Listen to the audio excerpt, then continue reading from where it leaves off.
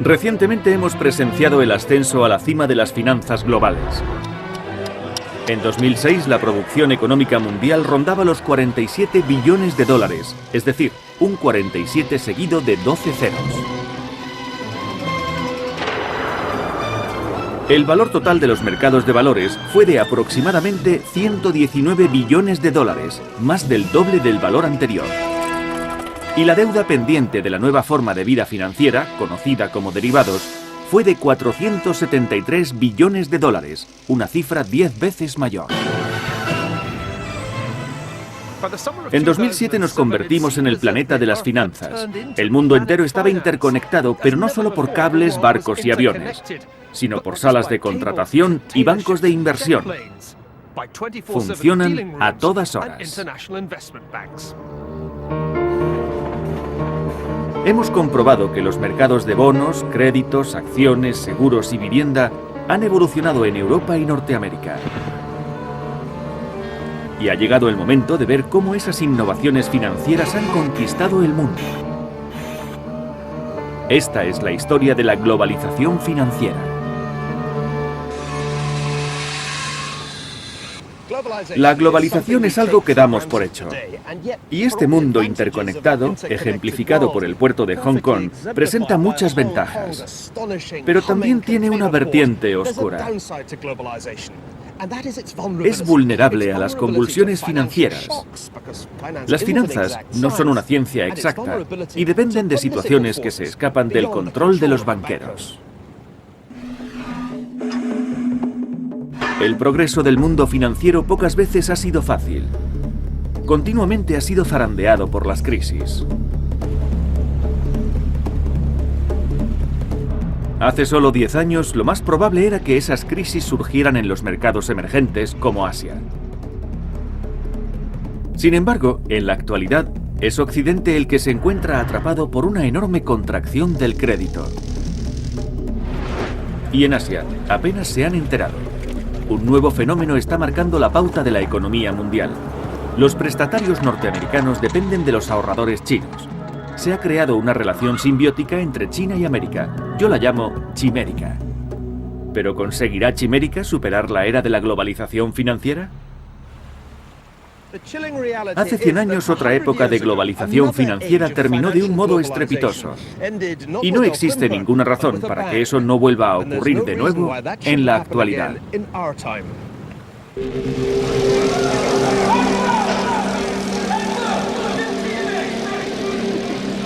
El poder del dinero. Chimérica.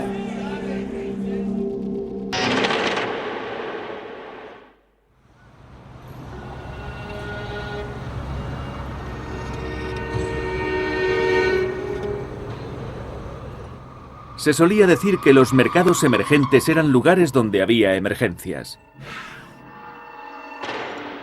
Invertir en países lejanos puede hacernos ricos, pero si las cosas van mal, es una vía directa hacia la ruina.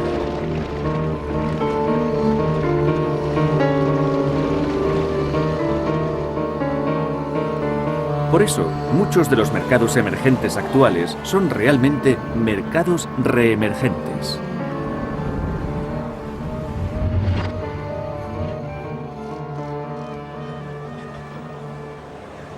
En nuestros días, el mercado reemergente fundamental es el de China.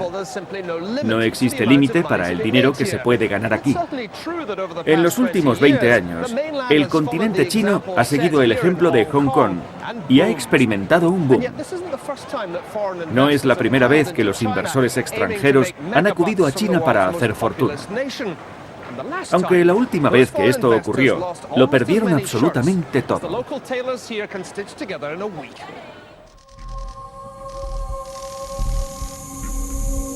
El problema de la inversión en ultramar es que resulta difícil para un inversor de Londres o de Nueva York saber qué intenta hacer un gobierno o una empresa al otro lado del océano.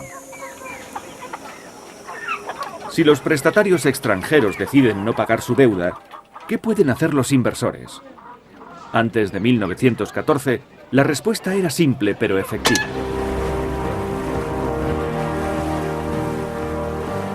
El gobierno enviaba a la Marina. La diplomacia de la cañonera garantizaba el control político de Europa y aseguraba el dinero de los inversores británicos, incluso en los lugares más remotos.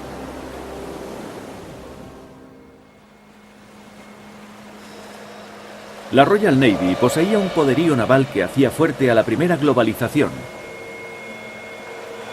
Y también hubo pioneros, como William Jardine y James Matheson. Jardine y Matheson eran unos bucaneros escoceses.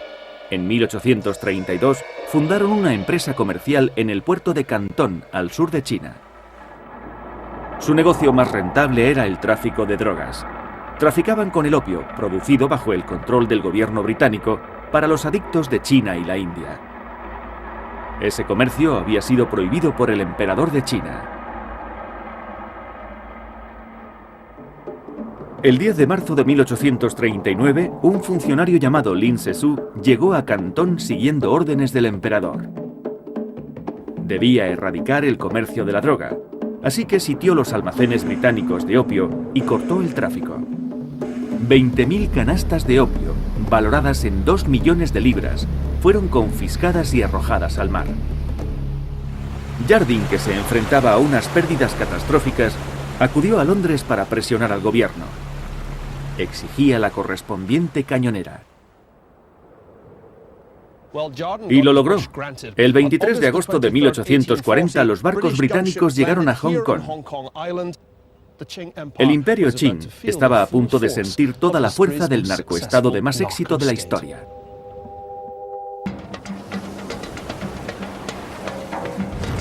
Tal como Jardine había supuesto, la Royal Navy acabó rápidamente con las defensas chinas.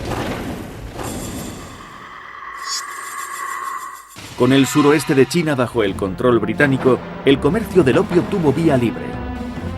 La adicción a la droga se extendió y grandes sectores del país se rebelaron y entraron en la anarquía.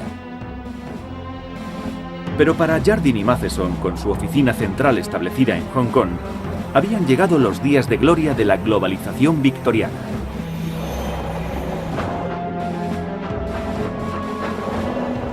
En 1900 la empresa estaba diversificada y tenía otros negocios más respetables.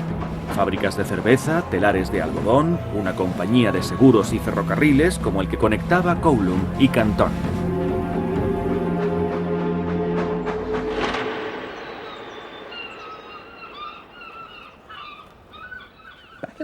En 1913, los inversores de Londres se encontraron con grandes oportunidades en el extranjero, como demuestran los libros de contabilidad de Rothschild & Sons. En las páginas de 1913 aparecen unos 20 valores extranjeros diferentes, incluyendo bonos emitidos por Chile, Egipto, Alemania, Hungría e Italia. Además de 11 compañías ferroviarias que incluían 4 de Argentina, 2 de Canadá y el ferrocarril de Kowloon a Cantón.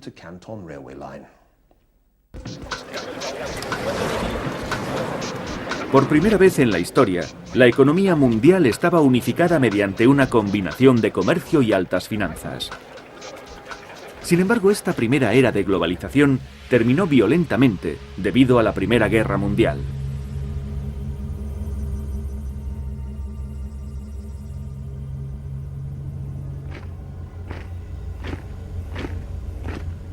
El 28 de junio de 1914, el heredero de la corona austríaca, el archiduque Franz Ferdinand, fue asesinado en la capital de Bosnia, Sarajevo. Al principio, los mercados financieros lo consideraron un conflicto más en los Balcanes. Pero el asesinato provocó una reacción en cadena en el mundo de las finanzas. Para cuando los inversores se dieron cuenta de que se avecinaba una guerra en Europa, la liquidez, es decir, la capacidad de prestar dinero o de vender valores, desapareció como por arte de magia.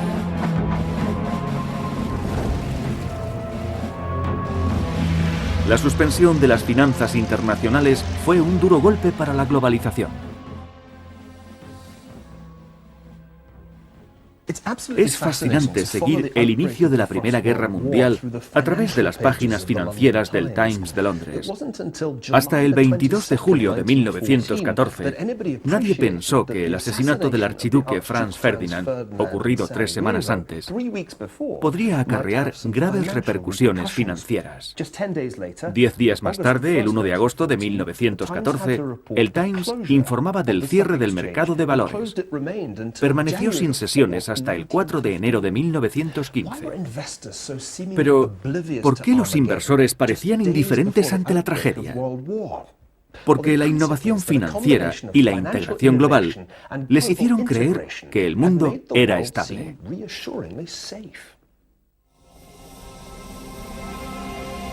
Las luces de los mercados financieros estuvieron en verde hasta la misma víspera de la guerra. De esto podemos aprender una lección. Se tardó toda una generación en dar paso a la primera globalización, pero desapareció en cuestión de días. Y se tardó más de otra generación en reparar los daños provocados por la guerra en agosto de 1914.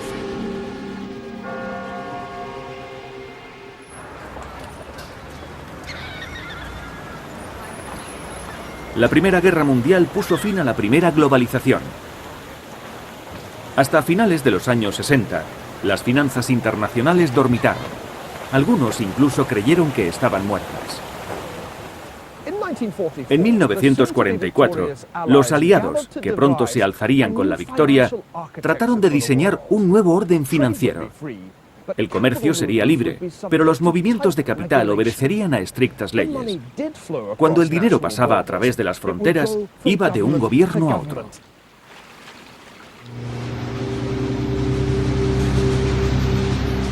El nuevo orden financiero creó en Washington 2 instituciones supervisoras: el Fondo Monetario Internacional y el Banco Internacional para la Reconstrucción y el Desarrollo, más tarde conocido como el Banco Mundial.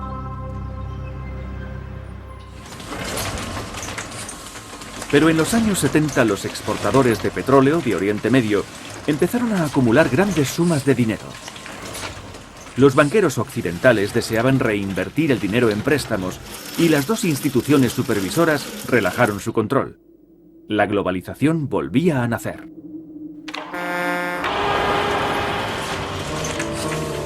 La zona elegida por los bancos para prestar petrodólares parecía prometer los mejores retornos, aunque también ofrecía los mayores riesgos.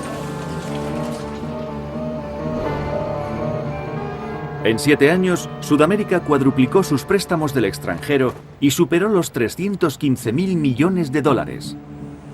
Pero en 1982, México declaró que no podría pagar su deuda. Inmediatamente todo el continente pareció estar al borde de la bancarrota. Al menos los inversores ya no mandaban cañoneras a los prestatarios extranjeros si querían recuperar su dinero.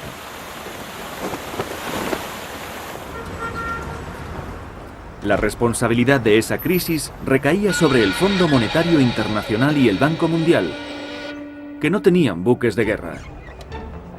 Para recuperar los préstamos, podían obligar a los gobiernos sudamericanos a adoptar un doloroso programa de ajuste estructural. Es decir, impondrían la disciplina fiscal. Los economistas norteamericanos consideraban adecuados aquellos programas, aunque no todos estaban de acuerdo. Para los críticos de las finanzas globales, las 2 instituciones supervisoras del orden se estaban transformando en sicarios económicos. Ponían una pistola financiera en la sien de los gobiernos del tercer mundo.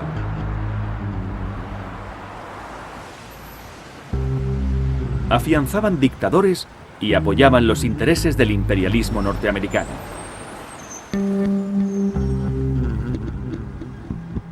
Nadie podía resistirse a los sicarios. Y las teorías de las supuestas conspiraciones florecieron en el movimiento antiglobalización. Según una de ellas, 2 líderes sudamericanos, Jaime Roldós de Ecuador y Omar Torrijos de Panamá, fueron asesinados por resistirse a las demandas del imperialismo norteamericano. Pero respecto a la conspiración por parte del Banco Mundial y del Fondo Monetario Internacional, hay algo que no encaja. Estados Unidos no había prestado mucho dinero a Ecuador y Panamá. Durante los años 70, solo representaba el 0,14% de las garantías de Estados Unidos. Y tampoco le compraban tanto, solo el 0,4% de sus exportaciones. No son cifras que induzcan a matar. Al menos no se puede afirmar que el Fondo Monetario Internacional patrocinara los asesinatos. Sin embargo, en esta nueva fase de la globalización, surgió un sicario económico mucho más factible. Su arma era financieramente letal: los fondos de cobertura.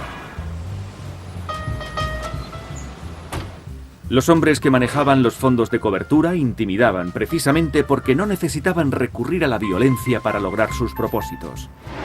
Su contribución a la globalización consistió en acelerarla. Mientras que el Banco Mundial presta dinero durante años, los fondos de cobertura suelen hacerlo solo durante semanas o días. Y el gran maestro de los nuevos sicarios de la economía fue George Soros. Era un judío nacido en Hungría, educado en Londres y con residencia en Nueva York. George Soros aportó una nueva teoría al mundo de las finanzas. Se basaba en la inestabilidad de la naturaleza humana y de los mercados financieros. A veces nuestro comportamiento tiene consecuencias no deseadas, y por eso los resultados no se corresponden con lo que esperábamos. Es lo que suele ocurrir con todas las iniciativas humanas.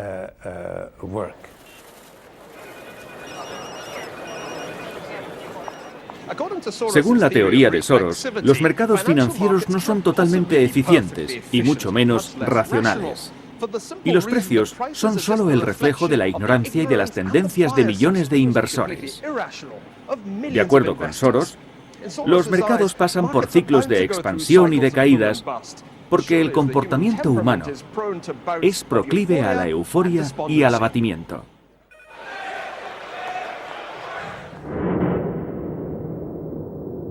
El Quantum Fund de Soros ha ganado millones con la short sale o venta corta. En esta transacción se piden prestadas acciones, se venden cuando están altas, se recompran cuando están bajas y después se devuelven a quien las prestó. Sus mayores éxitos provienen de los perdedores, no de los ganadores. Y los mejores beneficios se consiguen en los momentos de mayor especulación.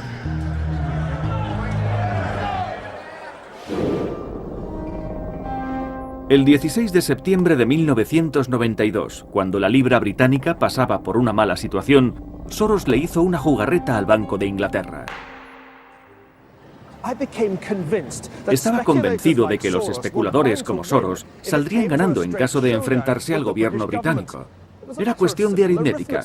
Todos los días se cambiaba en el mercado moneda por valor de $1 billón, a pesar de que la tesorería británica no tenía solidez.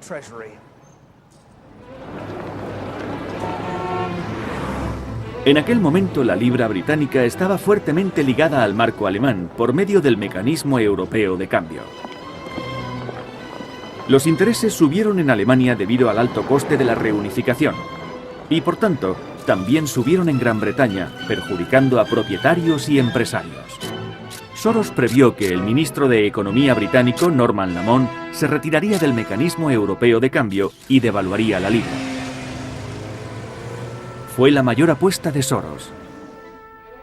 Estaba tan seguro de que la libra iba a devaluarse que apostó $10.000 millones, mucho más que el capital de su fondo. La relación riesgo-recompensa era desproporcionada. Por eso era un buen momento para especular o para hacer una inversión a corto plazo, por ejemplo en la libra. Yo también pensaba que la libra se iba a devaluar, pero todo lo que podía apostar era mi credibilidad. Esa tarde fui a la ópera y vi La fuerza del destino de Verdi, un título muy apropiado.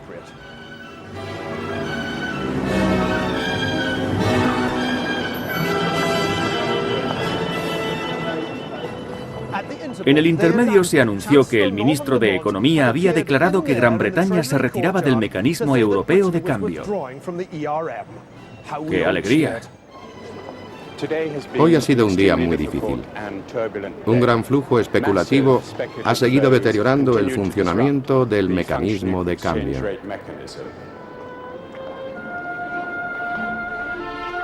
Soros ganó ese día $1.000 millones, que solo representaban el 40% de los beneficios anuales de su fondo.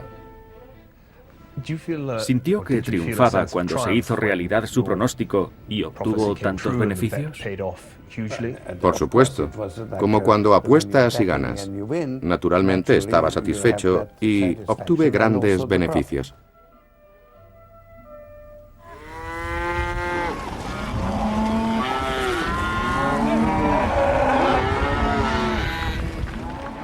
Soros le debía su éxito a una especie de instinto que predijo cómo se movería el rebaño electrónico. Pero a veces el instinto falla. ¿Podría sustituirse el instinto por las matemáticas? ¿Qué ocurriría si encontrásemos una fórmula que garantizara beneficios de 2 dígitos? Pues bien, al otro lado de la galaxia financiera existe una fórmula así.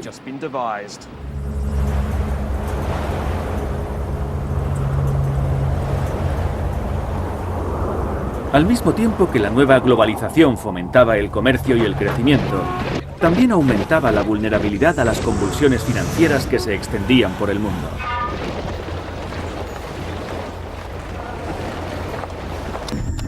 Pero, ¿qué ocurriría si habitáramos en un planeta totalmente distinto? Un planeta sin las complejas fricciones originadas por seres humanos subjetivos e irracionales. Un planeta cuyos habitantes absorbieran instantáneamente la información y la emplearan para maximizar los beneficios. Y en medio del ajetreo de la vida cotidiana, todo sería predecible.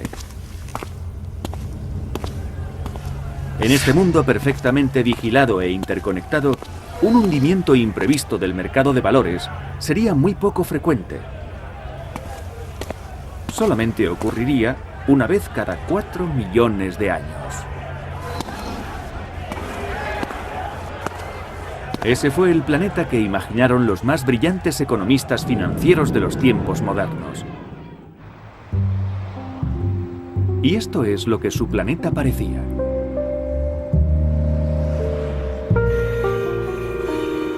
En 1993, 2 genios matemáticos fueron a Greenwich, Connecticut, con una gran idea. Myron Scholes, de la Universidad de Stanford, había inventado una teoría revolucionaria para poner precio a las llamadas opciones. Tanto él como Robert Merton de Harvard pertenecían a los quants originales, profesionales de las finanzas que se basaban en las matemáticas para especular. En este edificio prepararon una revolución financiera global. La idea de Merton y Scholes se basaba en un sencillo contrato de opciones. Si una acción que hoy vale $100 pasara a valer $200 el próximo año, ¿no sería estupendo poder comprarla al precio actual dentro de un año? Si no me equivoco, se conseguiría un beneficio neto de $100. Y si me equivoco, ¿qué importa? Solo era una opción. El único costo sería el de la opción. Entonces, ¿cuál debería de ser su precio? ¿$5? ¿10? La respuesta se encontraría en una fórmula mágica. Los quants se refieren a esa fórmula como una caja negra. Analicemos lo que hay en su interior. Merton y Scholes querían averiguar cuál debía ser el precio de una opción para comprar acciones en una fecha futura. Pero habría que contar con la variación de los precios de las acciones durante ese tiempo. Si calculamos con precisión ese precio, mereceremos la consideración de genios. Gracias a la magia de las matemáticas, los quants redujeron el precio de la opción a esta fórmula.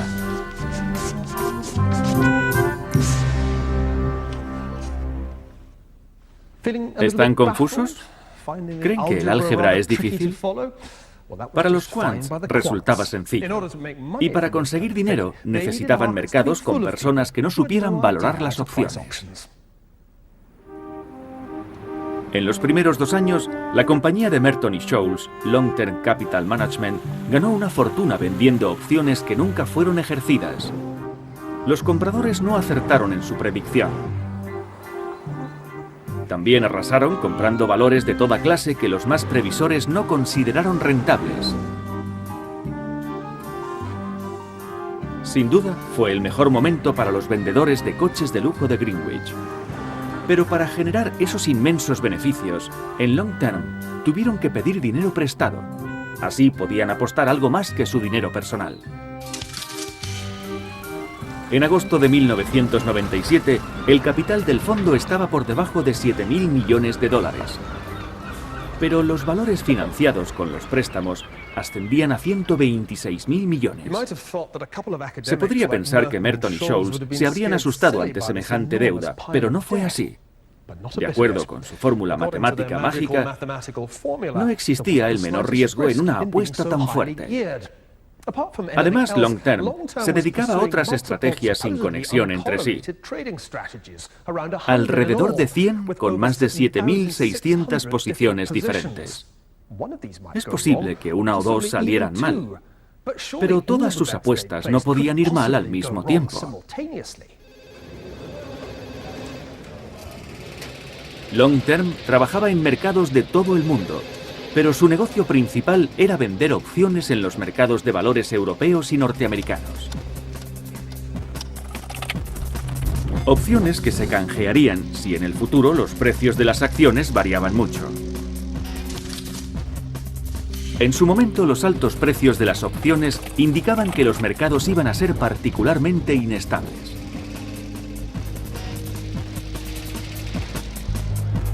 Pero Long Term creyó que eso era una equivocación. De acuerdo con sus predicciones, la inestabilidad del mercado disminuiría. Y por tanto, las oportunidades de que los inversores ejercieran sus opciones serían bajas también. Así que Long Term acumuló opciones y las vendió baratas. ¿Les parece arriesgado? Estimaron que la probabilidad de que su maniobra saliera mal era de 1 entre 10 elevado a 24. En otras palabras, prácticamente cero. Parecía que estuvieran en otro planeta, lejos de los altibajos de los mercados terrenales. Los fundadores de Long Term eran considerados un equipo de genios, y en octubre de 1997, Merton y Scholes recibieron el Premio Nobel de Economía.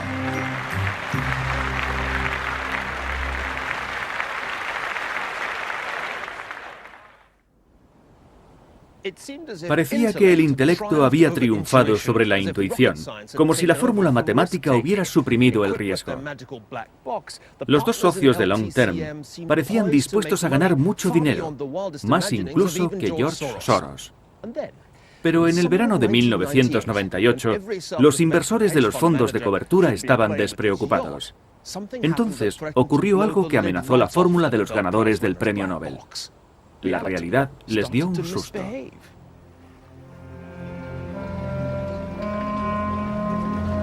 En la evolución, las grandes extinciones suelen producirse por catástrofes exteriores, como un meteorito. El 17 de agosto de 1998, un asteroide gigantesco impactó contra el planeta de las finanzas. Y, sorprendentemente, fue a dar en el otro lado del mundo, en un mercado emergente muy particular.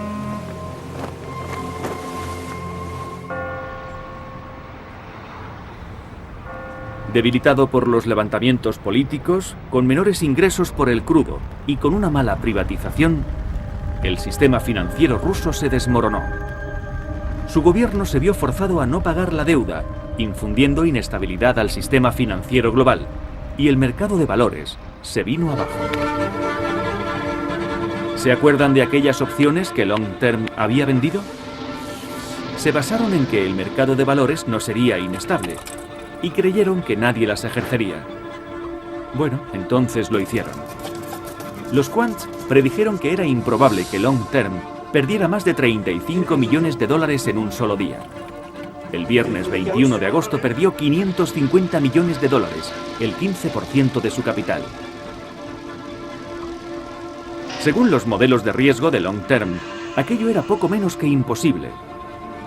Los operadores de Greenwich no podían creerlo. No podía ser cierto. Pero estaba ocurriendo.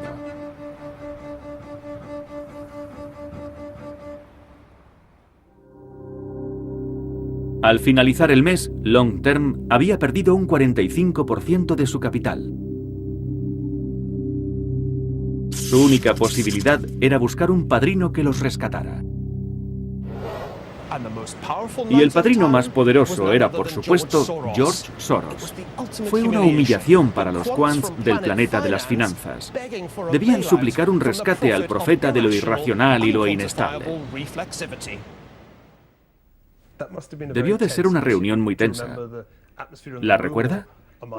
Sí, me reuní con él. Vino a desayunar, pero yo no me sentí incómodo en ningún momento. Sé que él estaba tenso, pero yo no. No iba a prestarle el dinero. No hubo padrino para Long Term. Me pareció demasiado peligroso. Además, no tenía capital suficiente. Realmente, se requería la acción coordinada de todos los bancos para respaldar a Long Term.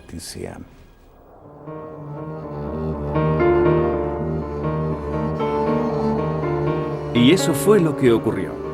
Existía la posibilidad de que el fallo de Long Term desatase una catástrofe financiera, así que la Reserva Federal de Nueva York los apoyó con miles de millones de dólares de 14 bancos de Wall Street. ¿Qué había ocurrido? ¿Por qué Soros lo había previsto y los cerebros de Long Term se habían equivocado tanto? El frío y racional planeta de las finanzas seguía dependiendo del planeta Tierra, habitado por seres humanos con mentalidad de rebaño.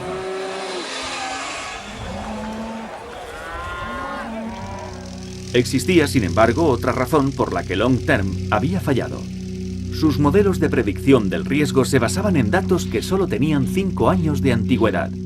11 años atrás se habrían encontrado con el hundimiento del mercado de valores de 1987 y 80 años antes con el fallo de Rusia, que no pudo pagar su deuda durante la Revolución de 1917. Los ganadores del premio Nobel sabían muchas matemáticas, pero no tanta historia. Entendían perfectamente la teoría del planeta de las finanzas, pero no la confusa realidad del planeta Tierra. Y su empresa de administración a largo plazo estaba muy mal organizada a corto plazo. La cuestión es si aquella crisis podría repetirse ahora, 10 años después, involucrando tantos fondos de cobertura y a una escala tan grande que no se pudiera salir de ella. La respuesta se encuentra al otro lado del planeta.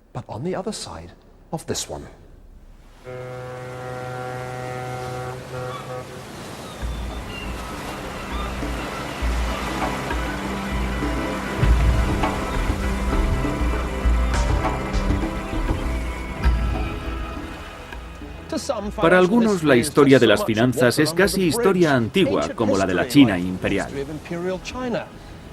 Algunos operadores jóvenes ni siquiera recuerdan la crisis asiática de 1997. De hecho, empezaron a trabajar después del año 2000.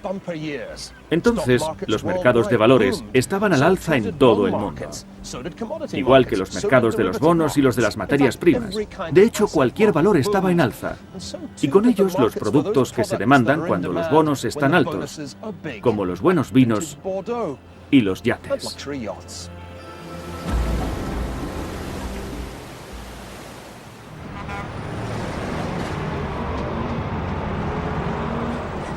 Pero esos años de subidas fueron años misteriosos.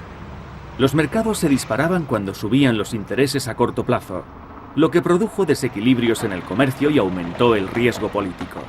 La clave de esa paradoja estaba aquí, en China.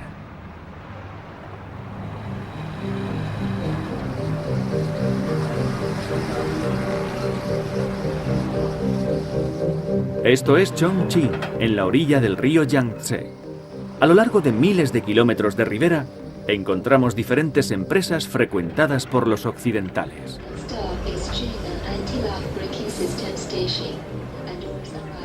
Además, Chongqing es la ciudad de mayor crecimiento del mundo.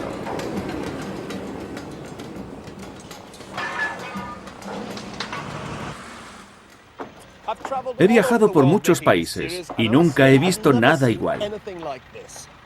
Bienvenidos a Chongqing, la ciudad con el crecimiento más rápido del mundo. Es el paraíso de la construcción. Detrás de mí verán uno de los 30 puentes que están levantando. Y allí abajo uno de los 10 ferrocarriles.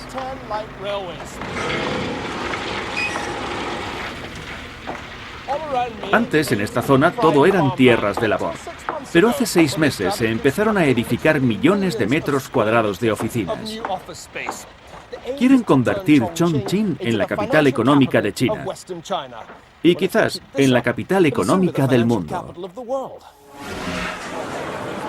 Gracias a este crecimiento, en China hay ahora 345.000 millonarios y más de un centenar de multimillonarios. China ha dejado atrás su época colonial y con su economía de rápido crecimiento ha podido evitar las crisis que asolan otros mercados emergentes.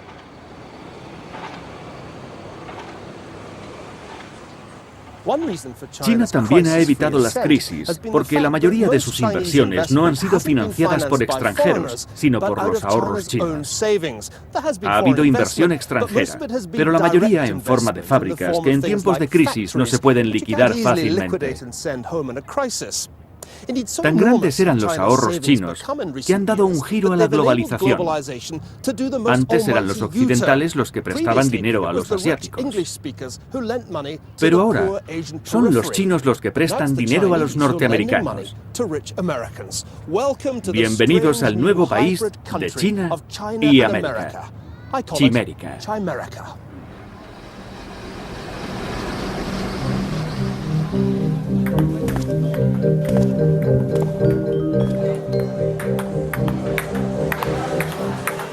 Este extraordinario lugar es la Southwestern Stock Exchange.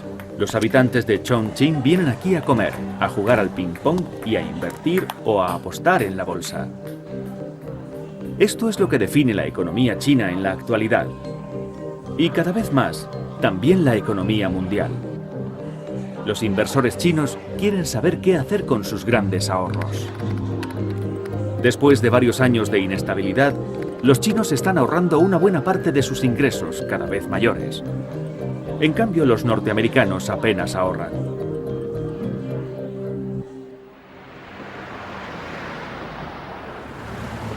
Los chinos tienen tanto capital acumulado que por primera vez en siglos el dinero no fluye del oeste al este, sino del este al oeste. Y se trata de un flujo considerable.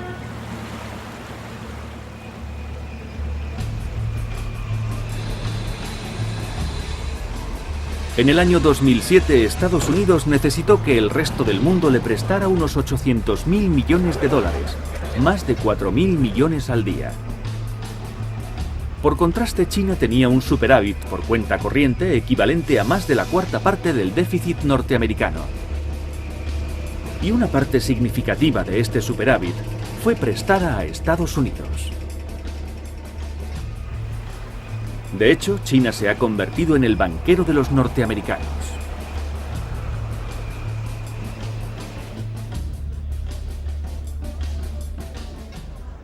Puede parecer algo extraño. El norteamericano medio cuenta con unos ingresos de aproximadamente 44.000 dólares al año, mientras que en China, a pesar de los empresarios multimillonarios y de los ostentosos edificios de Chongqing, la media de ingresos es de solo 2.000 dólares. ¿Por qué China presta dinero a Estados Unidos, que es 22 veces más rico? Hay un motivo.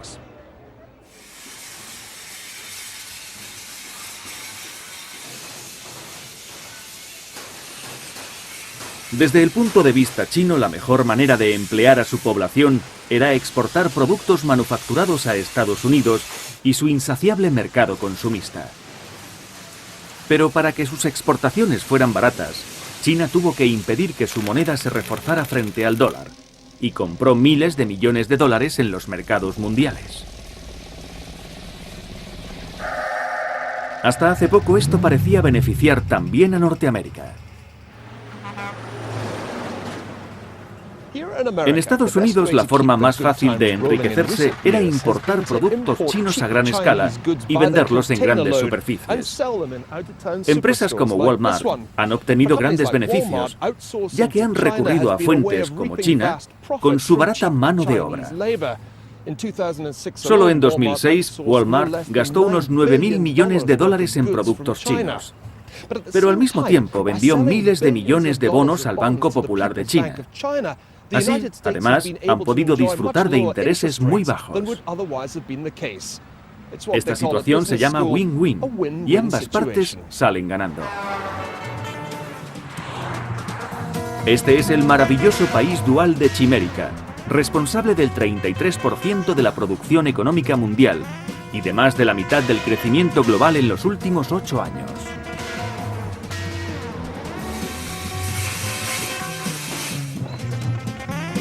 Chimérica parece un matrimonio celestial. Los del lado oriental producen los ahorros y los del lado occidental los gastan. Pero eso tiene un inconveniente. Los norteamericanos están cada vez más deseosos de que China les preste. Chimérica ha sido la causa subyacente de la marea de nuevos préstamos bancarios, emisiones de bonos y contratos derivados que han ocupado el planeta de las finanzas desde el año 2000.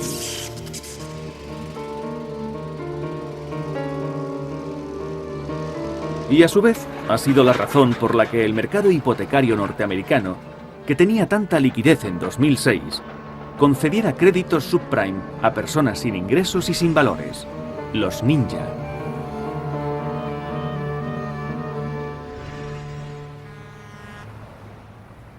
No es que la crisis hipotecaria del subprime del 2007 fuera difícil de predecir. Meses antes de que estallara, yo vi muchos propietarios de viviendas que no podían pagar los préstamos y se arruinaban. Lo que resultó más difícil de predecir fue que un pequeño temblor en el mercado emergente norteamericano causara un terremoto en el resto del mundo.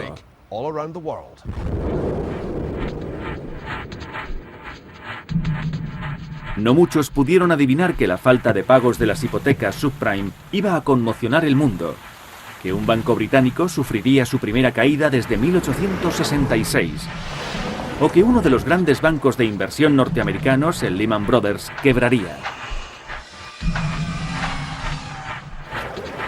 Y no muchos entendieron que cuando otros bancos empezaron a amortizar miles de millones de pérdidas, el préstamo interbancario se estancaría y la tesorería americana propondría inyectar 700.000 millones de dólares al sistema financiero.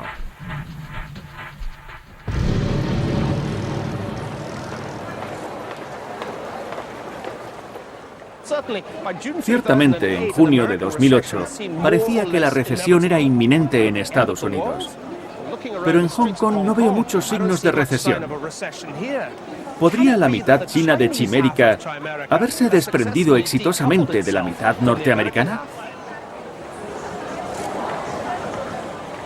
La idea de que China podría salir indemne de la crisis norteamericana parece atractiva. Aunque descendieron las exportaciones a Occidente y a pesar del crack del mercado de valores, la floreciente demanda interna consiguió que la economía china subiera al menos un 8% anual. Pero esto ya lo conocemos. Ocurrió hace 100 años, en la primera época de la globalización. Muchos inversores creyeron que existía una relación simbiótica similar entre el centro financiero mundial, Gran Bretaña, y la economía industrial más dinámica, Alemania. Pero la ruptura de aquella relación acabó en guerra.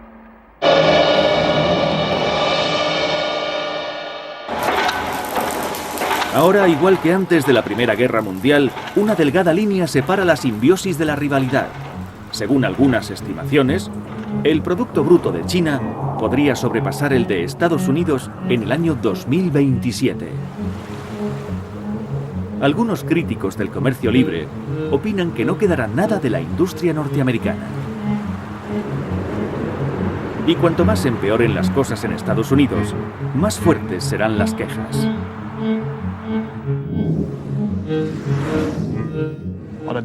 Hoy la bolsa de Hong Kong ha experimentado una fuerte bajada. ¿Pero podría ocurrir algo comparable a lo que sucedió en 1914? ¿Algo que interrumpiera el proceso de globalización? Quizás si Estados Unidos tuviese un conflicto con China, Taiwán o el Tíbet, o tal vez por cualquier otro motivo impredecible. Lo que empezó como una competición olímpica podría acabar en un grave conflicto si los chinos deciden cortar sus líneas de crédito al imperio norteamericano. Puede ser que Chimérica no sea más que una quimera, la bestia mítica de una antigua leyenda que tenía cabeza de león, cuerpo de cabra y cola de dragón.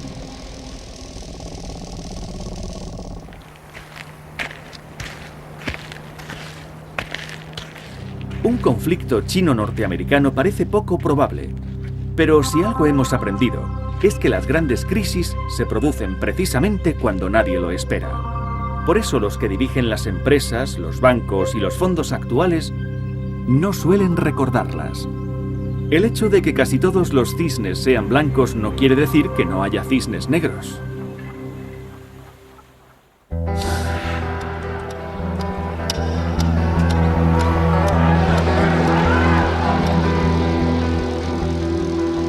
El mundo financiero actual es el resultado de 4 milenios de evolución económica.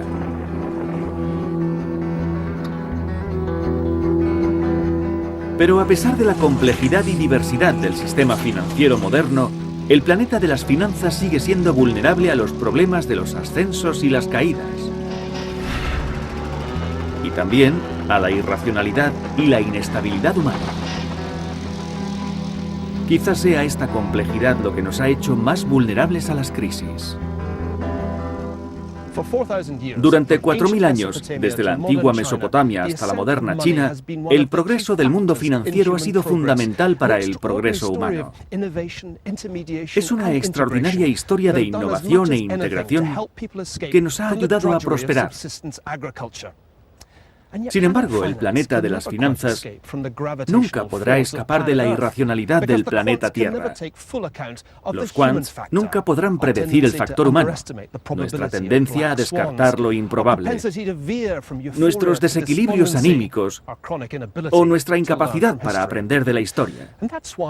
Igual que la más humana de las emociones, el amor, la evolución nunca es apacible. Ni siquiera aquí, en el país mágico y extraordinario de Chimérica.